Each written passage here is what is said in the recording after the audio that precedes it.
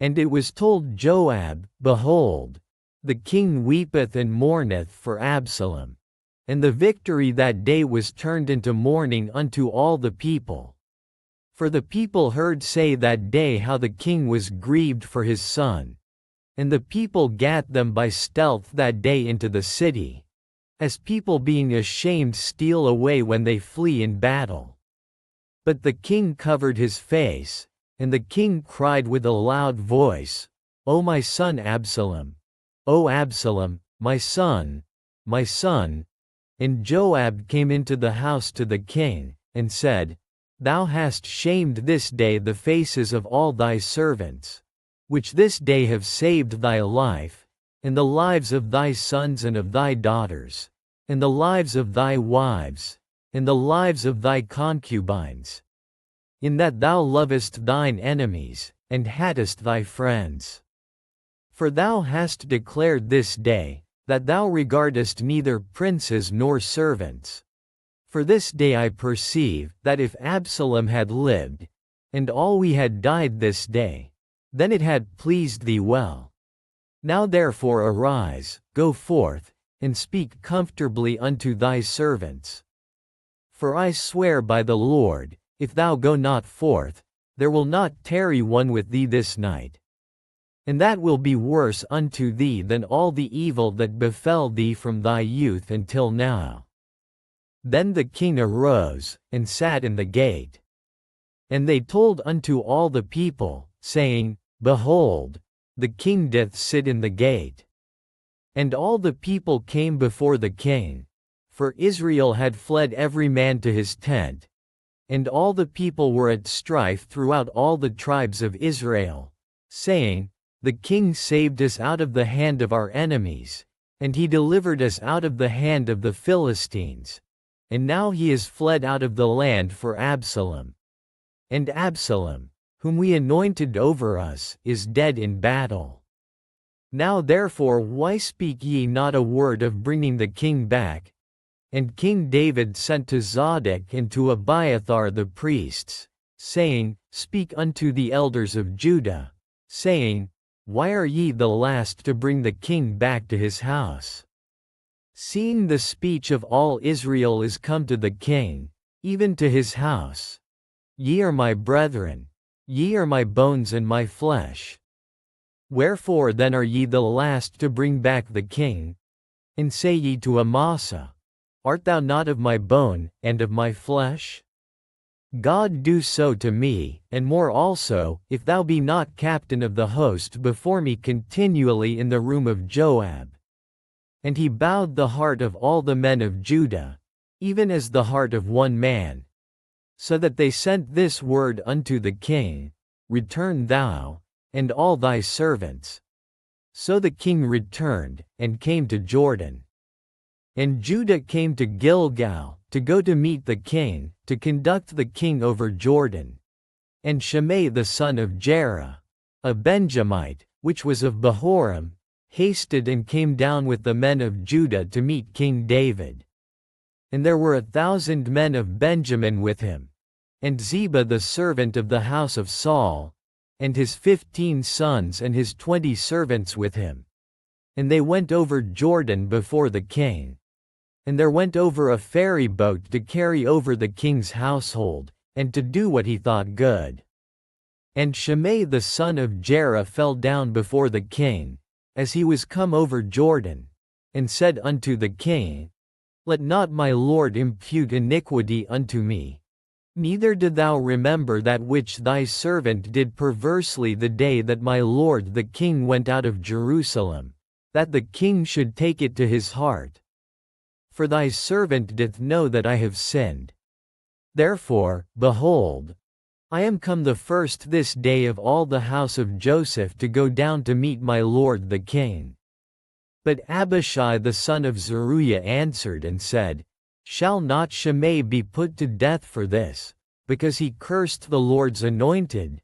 And David said, What have I to do with you, ye sons of Zeruiah, that ye should this day be adversaries unto me? Shall there any man be put to death this day in Israel? For do not I know that I am this day king over Israel? Therefore the king said unto Shimei, Thou shalt not die. And the king sware unto him. And Mephibosheth the son of Saul came down to meet the king, and had neither dressed his feet, nor trimmed his beard, nor washed his clothes, from the day the king departed until the day he came again in peace. And it came to pass, when he was come to Jerusalem to meet the king, that the king said unto him, Wherefore wentest not thou with me, Mephibosheth? And he answered, My lord, O king, my servant deceived me. For thy servant said, I will saddle me an ass, that I may ride thereon, and go to the king. Because thy servant is lame. And he hath slandered thy servant unto my lord the king. But my lord the king is as an angel of God. Do therefore what is good in thine eyes. For all of my father's house were but dead men before my lord the king. Yet didst thou set thy servant among them that did eat at thine own table. What right therefore have I yet to cry any more unto the king? And the king said unto him, Why speakest thou any more of thy matters? I have said, Thou and Ziba divide the land. And Mephibosheth said unto the king, Yea, let him take all, forasmuch as my lord the king is come again in peace unto his own house. And Barzillai the Gileadite came down from Rogelim, and went over Jordan with the king, to conduct him over Jordan. Now Barzillai was a very aged man, even 80 years old, and he had provided the king of sustenance while he lay at Mahanaim, for he was a very great man. And the king said unto Barzillai, Come thou over with me, and I will feed thee with me in Jerusalem. And Barzillai said unto the king, How long have I to live, that I should go up with the king unto Jerusalem? I am this day 80 years old. And can I discern between good and evil? Can thy servant taste what I eat or what I drink? Can I hear any more the voice of singing men and singing women? Wherefore then should thy servant be yet of burden unto my lord the king? Thy servant will go a little way over Jordan with the king. And why should the king recompense me with such a reward? Let thy servant, I pray thee, turn back again, that I may die in mine own city, and be buried by the grave of my father and of my mother. But behold thy servant Chimham. Let him go over with my lord the king, and do to him what shall seem good unto thee. And the king answered, Chimham shall go over with me, and I will do to him that which shall seem good unto thee. And whatsoever thou shalt require of me, that will I do for thee. And all the people went over Jordan. And when the king was come over, the king kissed Barzillai, and blessed him, and he returned unto his own place. Then the king went on to Gilgal, and Chimham went on with him.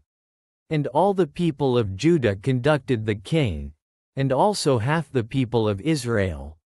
And, behold, all the men of Israel came to the king, and said unto the king, Why have our brethren the men of Judah stolen thee away, and have brought the king, and his household, and all David's men with him, over Jordan?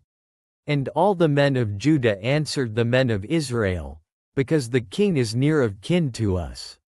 Wherefore then be ye angry for this matter? Have we eaten at all of the king's cost? Or hath he given us any gift? And the men of Israel answered the men of Judah, and said, We have 10 parts in the king, and we have also more right in David than ye. Why then did ye despise us, that our advice should not be first had in bringing back our king? And the words of the men of Judah were fiercer than the words of the men of Israel.